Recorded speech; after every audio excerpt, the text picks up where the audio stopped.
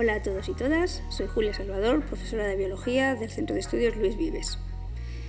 Vamos a resolver el examen de Biología en la convocatoria extraordinaria de julio de 2023. Podéis ver este examen ya corregido en nuestra página web y para acceder a él podéis hacer o bien a través del inicio de nuestra página, como estáis viendo aquí, le dais a recursos o por el blog. Si yo le doy a recursos, me voy a exámenes resueltos y pincho en el correspondiente a EBAU de julio del 2023 y Biología. Y aquí le tenemos. Aquí le tenemos, que se nos había ido. Vale.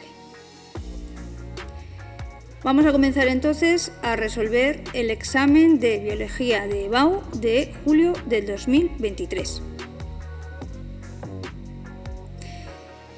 Este examen consta de 2 opciones, aunque ya sabemos que eran 5 preguntas por cada opción, pero podíamos escoger 10 preguntas aleatoriamente, bien las 5 de una opción solo, o bien combinar 3 de una opción y 2 de otra, o al revés. Daba igual, eran contestar a 5 preguntas de las 10 que nos proponen. En la primera pregunta de la opción A nos ponen una imagen, ¿vale? Y con respecto a la morfología y fisiología celular. Nos dice que nombremos todas las estructuras marcadas del 1 al 6. En el apartado B nos dice que indiquemos cuál de las estructuras señaladas en el esquema están implicadas en A. Organización del uso mitótico, B. Formación del fragmoplasto, C. Síntesis de ARN ribosómico, D. Endocitosis, E. Formación de lisosomas primarios y F. Fosforilación oxidativa. Y en el apartado C pues nos piden que razonemos qué tipo de célula eucariota está representada en el esquema. Bueno, como vemos, el apartado vamos a resolver el A. 1 representa el aparato de Golgi. También podríamos haber contestado dictiosomas. Pero bueno, es más completo desde mi punto de vista haber puesto aparato de Golgi. 2. Retículo endoplasmático rugoso. Volvemos a lo mismo. En la flecha parece que está apuntando a uno de los puntitos que hay ahí, que es un ribosoma, pero es más correcto indicar que es el retículo endoplasmático rugoso precisamente porque contiene ribosomas. 3 es el nucleolo. 4 la mitocondria. 5 serían un centriolo, también podríamos poner centrosoma. El 6 la membrana plasmática y ya está, del 1 al 6. Con respecto al apartado B, bueno, pues la organización del uso mitótico le corresponde al centriolo, la formación del fragmoplasto al aparato de Golgi, síntesis de ARN ribosómico al nucleolo, endocitosis a la membrana plasmática, formación de lisosomas primarios al aparato de Golgi y fosforilación oxidativa a la mitocondria. Y en el apartado C, ¿qué tipo de célula es? Pues es una célula animal. ¿Por qué lo sabemos? Pues porque tiene centriolos en primer lugar y porque luego no tiene ni vacuola central, ni pared celular, ni cloroplastos, que son los 3 de los componentes que tienen una célula vegetal y no una animal. Así que es una célula animal. Bueno, en el apartado A, en la pregunta A nos habla es un problema de genética mendeliana. Nos dice que en relación con la genética mendeliana, la raza de gatos conocida como Sphynx se caracteriza por no tener pelo. El motivo de la calvicie de estos gatos es que los gatos de esta raza portan en homocigosis un gen mutante autosómico recesivo de deficiencia de pelo. Los gatos que tienen un pelaje normal pues portan el gen dominante. Por otro lado, otra mutación diferente, también autosómica, es el albinismo frente a la pigmentación normal.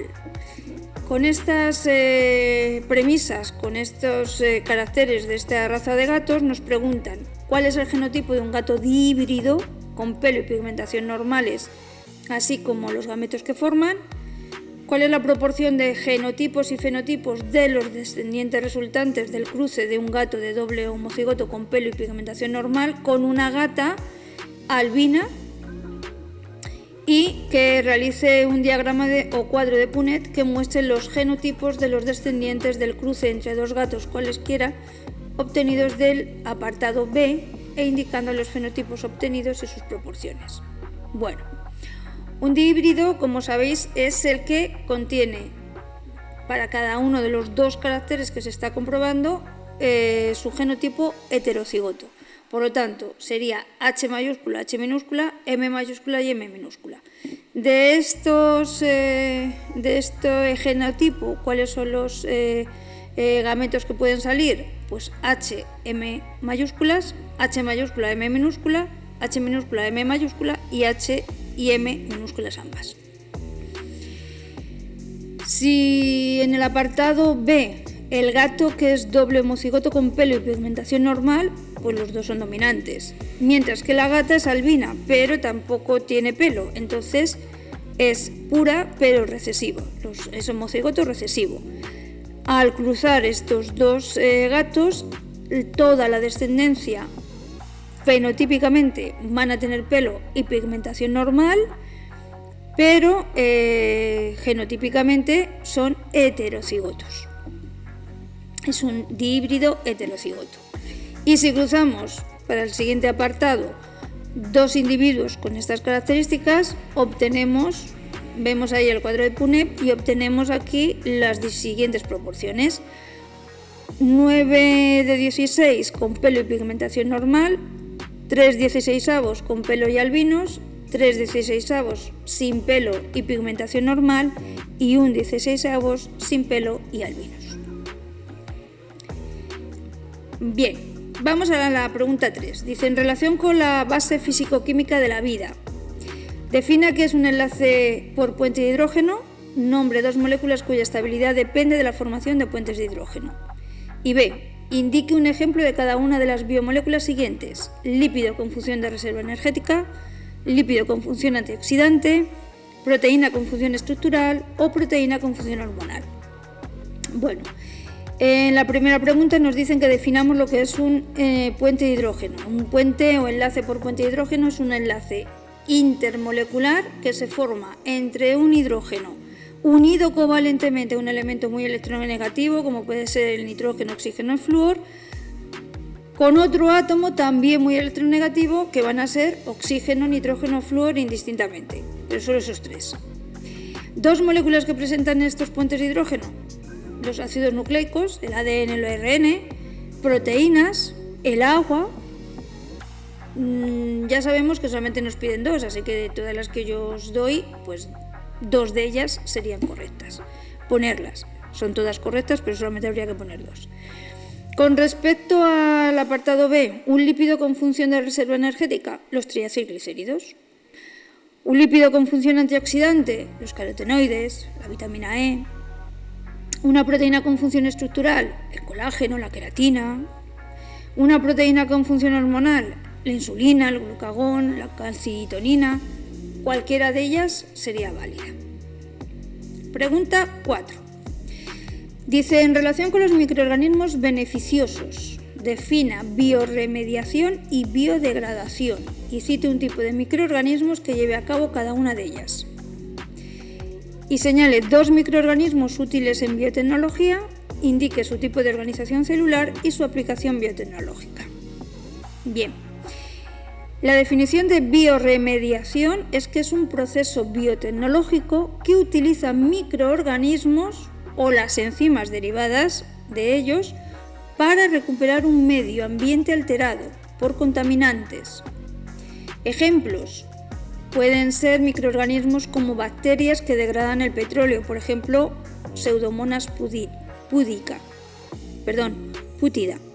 Pseudomonas putida.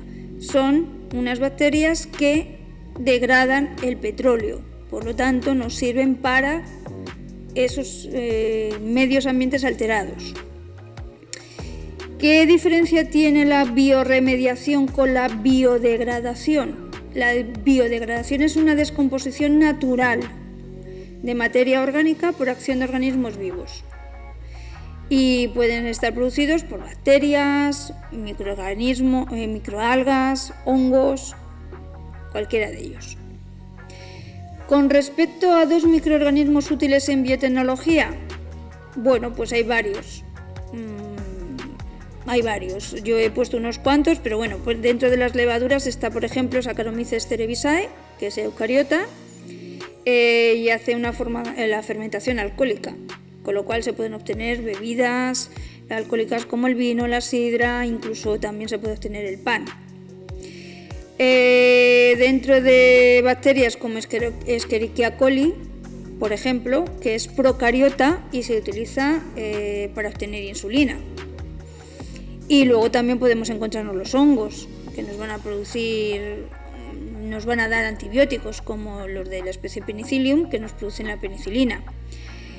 O también tenemos bacterias como Lactobacillus, que también hacen una fermentación, pero en este caso láctica, y nos sirven pues para fabricar yogures, quesos, cualquiera de estos. Pregunta número 5. Dice, en relación con la división celular y la reproducción, defina brevemente los siguientes términos relacionados con la primera división meiótica: tétrada, sobrecruzamiento, quiasma y sinapsis. Ordene los términos anteriores de forma secuencial. Y B, indique una ventaja y una desventaja de la reproducción sexual sobre la sexual. Repito, reproducción sexual sobre la asexual. Quiero marcar bien esa A inicial. Bueno, con respecto a las definiciones, tétrada, resultado de la unión de 2 cromosomas homólogos. Y se llama tétrada porque lo que se forman son 4 cromátidas unidas. Sobrecruzamiento, intercambio de material genético entre cromátidas no hermanas de cromosomas homólogos. Quiasma, punto de unión visible entre cromátidas no hermanas. Y sinapsis, apareamiento longitudinal que se produce entre los cromosomas homólogos durante la profase 1.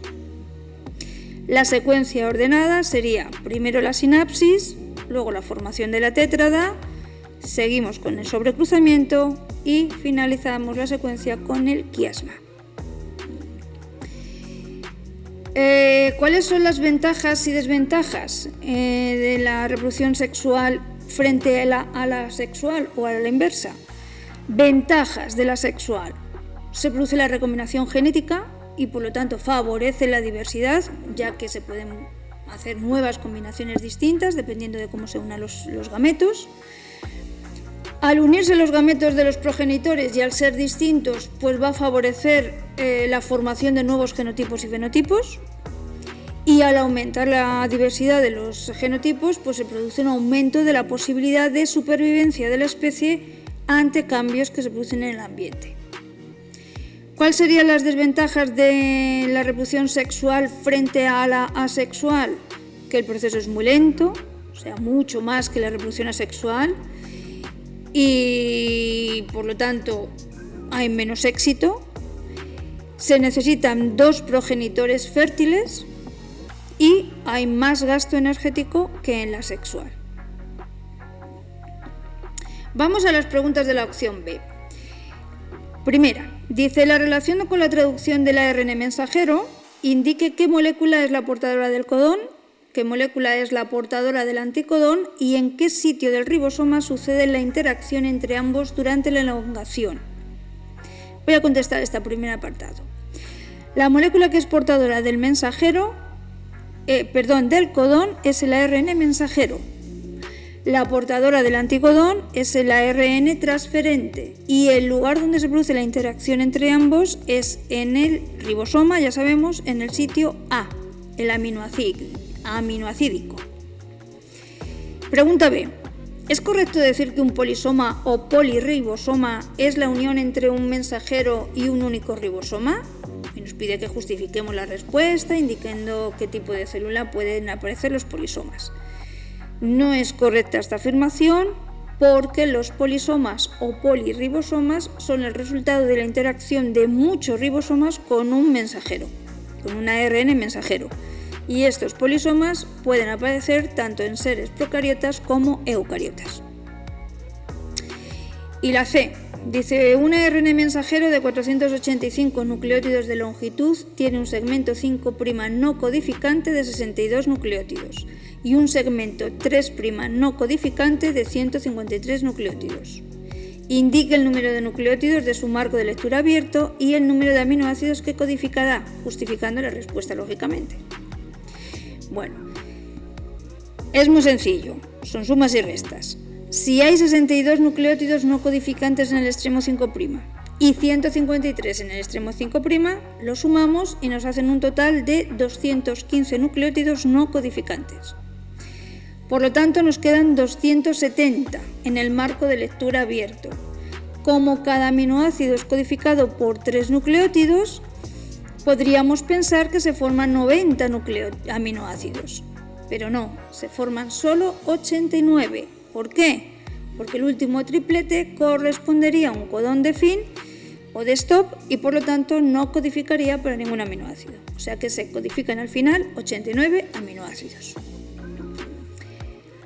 Pregunta B2. Con respecto al sistema inmune, cite qué es la inflamación y cite 2 agentes que pueden desencadenarla. Vuelvo a responderlo. La inflamación es una respuesta de defensa innata o inespecífica. En esta respuesta se produce cuando un individuo entra en contacto con un agente infeccioso después de haber superado las barreras primarias y pueden desencadenarlas agentes infecciosos mecánicos, físicos, químicos, etc.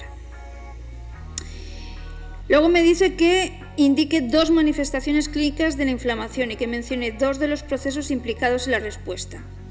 A ver, se manifiesta siempre igual la inflamación.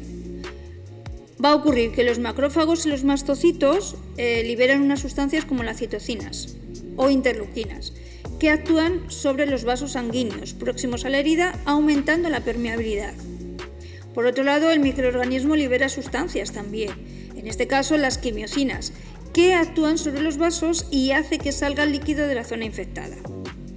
Esto produce calor, enrojecimiento y también se produce hinchazón. Por otro lado, los linfocitos y los neutrófilos, que también actúan aquí, al igual que los macrófagos, se unen a las células endoteliales de los vasos sanguíneos y hace que salen mediante un proceso que se llama extravasión. Me he trabado la lengua. Salen mediante un proceso que se llama extravasión y van a las zonas de la infección, produciendo dolor. O sea que se producen varios fenómenos. Aquí nos dicen 2 manifestaciones, pues fundamentalmente calor, enrojecimiento, hinchazón y dolor. 2 funciones que realizan los macrófagos, pues fagocíticos de partículas grandes o que pueden ser microorganismos o restos celulares, o también actúan como células presentadoras de antígenos. Pregunta 3. Dice: respecto al metabolismo de los seres vivos, indique a qué proceso metabólico corresponde cada una de las siguientes reacciones generales e indique para cada una de ellas si se puede realizar en ausencia de oxígeno. La primera es glucosa más 2 ADPs más 2 fosforosinos orgánicos más 2 NAD+, que nos van a dar 2 de piruvato, 2 ATPs y 2 NADH. Esto corresponde a la glucólisis y sí, se puede realizar en ausencia de oxígeno. 2. Piruvato más NADH nos va a producir lactato más NAD+. Esta es la fermentación láctica y siempre se produce en ausencia de oxígeno. 3. Acetilcoenzima A más ADP más fosfato inorgánico más 3 NAD+, más FAD nos produce coenzima A más 2 CO2 más ATP más 3 de NADH más FADH2. Es el ciclo de Krebs y no se puede realizar en ausencia de oxígeno. Es totalmente aerobio. Y 4. Piruvato más NADH, que nos produce etanol más CO2 más NAD+. Es una fermentación alcohólica y sí se realiza en ausencia de oxígeno siempre. La pregunta B el apartado B de esta pregunta nos dice que cómo se denomina la ruta de degradación de los ácidos grasos y que citemos los productos de esta ruta y en qué compartimento celular se ocurren. Se llama beta-oxidación de los ácidos grasos. Los productos que salen son el acetilcoenzima A, NADH y FADH2. El proceso ocurre en la matriz mitocondrial, pero también se puede producir en los peroxisomas, pero mayoritariamente es en la matriz mitocondrial. 4. Dice, en relación con las proteínas, nombre el enlace entre aminoácidos que forman una cadena de proteína e indique los grupos implicados en su formación. Bajo para que veáis el dibujo. Los dibujos no son obligatorios hacerlos, a no ser que nos marque la pregunta que hagamos un dibujo. Pero yo siempre digo, ayuda bastante. Ayuda a que nosotros indicamos que sabemos hacerlo y luego al examinador pues dice, mira qué bien, relaciona perfectamente lo que es el esquema con lo que está diciendo. Aún así, como no nos piden que lo hagamos, si no lo hacemos no pasa nada. De todas maneras, el enlace peptídico es el que se forma entre el grupo carboxilo de un aminoácido y el grupo amino del siguiente aminoácido. En el apartado B nos dice que cómo se llama el proceso que sufre una proteína con función enzimática sometida a altas temperaturas y que si es un proceso reversible. Este proceso se llama desnaturalización y si estamos en un ambiente natural es irreversible. C. Indique cuál o cuáles de las siguientes características se van afectadas por el proceso del apartado B, por la desnaturalización, y cuál o cuáles no se verán afectados. Tenemos estructura tridimensional, secuencia de aminoácidos y actividad enzimática. Se ven afectados la secuencia tridimensional y la actividad enzimática, esa enzima dejaría de funcionar, y no se ven afectados la secuencia de aminoácidos. La estructura primaria nunca se vería afectada, porque si no, no estaríamos hablando de una desnaturalización. Y por último, en relación con la microbiología, señale 2 enfermedades causadas por bacterias y 2 causadas por virus e indique la vía de contagio. A ver, yo he puesto alguna más, pero como siempre digo, de todas las que hay, cojo 2 y ya está. Enfermedades producidas por bacterias, pues yo he puesto, por ejemplo, la sífilis, que es por transmisión sexual, la peste, que es por contacto con animales infectados, en este caso serían las pulgas, la salmonelosis mediante alimentos, la tuberculosis por el aire, etc. Enfermedades producidas por virus, el sarampión, que se transmite a través del aire, la hepatitis A, que es también a través del aire, o la B, que es por contacto, el SIDA, que es por contacto, o la gripe también por el aire, y muchas otras. Y en el apartado B nos dice que señale 4 enfermedades causadas por agentes que no sean bacterias o virus e indique la vía de contagio. Enfermedades que no se producen mediante bacterias o virus, sino por otros mecanismos, estaría, por ejemplo, nos ponen 4. Efectivamente, yo he puesto 4 en este caso. La enfermedad de Kreutzfeldt-Jakob en humanos, a lo mejor la conocemos más por el síndrome de las vacas locas, y esta está producida por la ingesta de proteínas alteradas, que son los priones. La candidiasis, que está producida por hongos y se transmite por contacto directo. La enfermedad del sueño, que está producido por el Trypanosoma brucei, que es un protozoo, y como vector de transmisión tiene un insecto, que es la mosca tsetse. O la enfermedad de Chagas, que también está producida por un protozoo y que es transmitida a través de la picadura de un chinche o vinchuca. Es un término que lo he aprendido hace poquito y me cuesta todavía recordar. Y bueno, hasta aquí el examen de biología. Espero que os haya resultado edificante y que os sirva para próximas convocatorias. Hasta pronto.